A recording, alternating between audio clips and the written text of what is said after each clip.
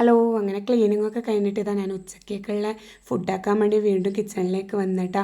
അപ്പം ഞാൻ പുറത്ത് എന്താ പറയുക, കുറച്ച് പുല്ലുണ്ടായിരുന്നു, അത് പറിക്കാൻ വേണ്ടിയിട്ട് വിട്ടതാണ് രണ്ടെണ്ണത്തിന്. പിന്നെ മഴ പെയ്തപ്പോൾ മഴയും കൊണ്ട് ഓടിക്കളിക്കലായേ. അങ്ങനെ പിന്നെ ഇതാ ഞാൻ മീൻകറി വെച്ചിട്ടുണ്ടായിരുന്നു. പിന്നെ വേഗം കാബേജും അങ്ങ് മുറിച്ച് തോരനാക്കി.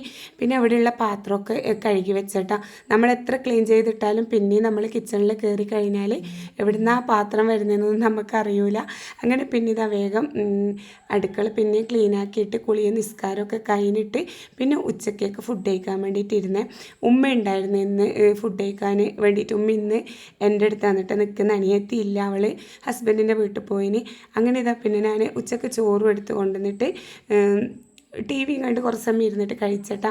പിന്നെ പോയി കുറച്ച് സമയം ഉറങ്ങി എണീച്ചതിന് ശേഷം വന്നിട്ട് പിന്നെ വൈകുന്നേരം ചായക്ക് എന്തെങ്കിലും ഉണ്ടാക്കേണ്ടതെന്ന് വിചാരിച്ച് പരിപ്പുവട ഉണ്ടാക്കി.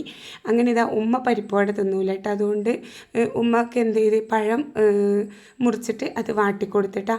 പിന്നെ ഇതാ ഞാൻ പുറത്ത് വന്ന് ചായ കുടിക്കലാണ്.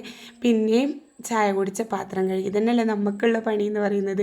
അങ്ങനെ പിന്നെ ഇതാ അതൊക്കെ കഴിഞ്ഞതിന് ശേഷം പിന്നെ ഞാൻ ചിക്കനൊക്കെ കഴുകി ബിരിയാണി വെക്കാൻ വേണ്ടി ഇറങ്ങലാണ്. അതിൻ്റെ ഇടയ്ക്ക് ഉമ്മ വന്നിട്ട് പറയുന്നുണ്ട്, ഞാൻ മുറിച്ചരാം, ഞാൻ ചിക്കൻ കഴുകിത്തരാമെന്നൊക്കെ. ഞാൻ പറഞ്ഞു വേണ്ട, അവിടെ പോയി ഇരുന്നു എന്ന് പറഞ്ഞിട്ട്. അങ്ങനെ പിന്നെ ഇത് ഉമ്മ അവിടെ ഇരുന്നിട്ട് ഖുർആനോ അതൊക്കെ ചെയ്യാണ്. അതിനിടയ്ക്ക് ഞാൻ ചിക്കനെല്ലാം കഴുകി ചിക്കൻ പൊരിക്കാനൊക്കെ വെച്ചിട്ടാ. ഇനി പിന്നെ മസാലയ്ക്ക് വേണ്ടിയിട്ടുള്ള ഉള്ളിയും തക്കാളിയും എല്ലാം കുക്കറിലിട്ടിട്ട് മസാല അവിടെ ആക്കാൻ വേണ്ടി വെച്ച്. എനിക്കിന്ന് എന്താണെന്നറിയില്ല, ഭയങ്കര സന്തോഷമാണ്. കാരണം എന്താ പറയില്ല, ഉമ്മ തൊട്ട് മുട്ടിയിട്ട് തന്നെയാണ് ഉമ്മാൻ്റെ വീട് എന്ന് പറയുന്നത്. പക്ഷെങ്കിൽ അങ്ങനെ നമ്മളെ അടുത്ത് വന്നിട്ട് നിൽക്കലില്ല ഉമ്മ. അവളില്ലാത്തപ്പം വരുന്നതല്ലാതെ ഇപ്പോൾ കുറേ ആയി അവൾ എവിടെയും പോവാത്ത. ഇന്ന് അങ്ങനെ ഉമ്മ നമ്മളെ അടുത്ത് വന്നിട്ടില്ല. മക്കളൊക്കെ അവിടെ ഭയങ്കര സന്തോഷമാണ്. എപ്പോഴും അവർ ഉമ്മാമ്മനെ കാണും, പക്ഷേ നമ്മളെ വീട്ടിൽ വന്ന് നിൽക്കുമ്പോൾ അത് നമുക്കൊരു അനുഭൂതി തന്നെയല്ലേ. അങ്ങനെ പിന്നെ ഇതാ ബിരിയാണി വെക്കുന്നതിൻ്റെ ഇടയ്ക്ക് ഞാൻ ഫുൾ അടുക്കള ക്ലീൻ ആക്കിയിട്ടാ. മസാല വെച്ച് അരി കഴുകാനിട്ട് അതിന് ശേഷം പാത്രമൊക്കെ കഴുകി ഫുള്ള് എല്ലാം തുടച്ച് വൃത്തിയാക്കിയിട്ട് പിന്നെ ബിരിയാണി ദമ്മിടാൻ വേണ്ടി പോയിട്ടാണ്. ഉമ്മ ബിരിയാണി രാത്രി കഴിക്കൂല, ഉമ്മക്ക് ഷുഗറാണ്. അതുകൊണ്ട് ഉമ്മക്ക് ഗോതമ്പിൻ്റെ ദോശ ഉണ്ടാക്കണം. അതിന് വേണ്ടിയിട്ട് ഞാൻ കുറച്ച് മസാല അവിടെ എടുത്ത് വെച്ചിട്ടുണ്ട് കേട്ടോ. ഗോതമ്പിൻ്റെ ദോശേൻ്റെ കൂടെ കൂട്ടി കഴിച്ചോട്ടെ എന്ന് വിചാരിച്ചിട്ട്.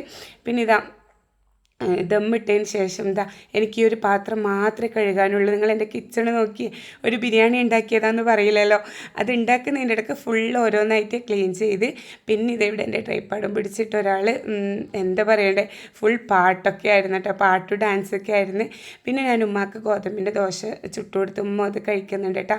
അപ്പോൾ പിന്നെ നമ്മൾ കഴിക്കുന്ന വീഡിയോ ഒന്നും എടുത്തിട്ടില്ല. ഇത്രയേ ഉള്ളൂ ഇന്നത്തെ വീഡിയോ.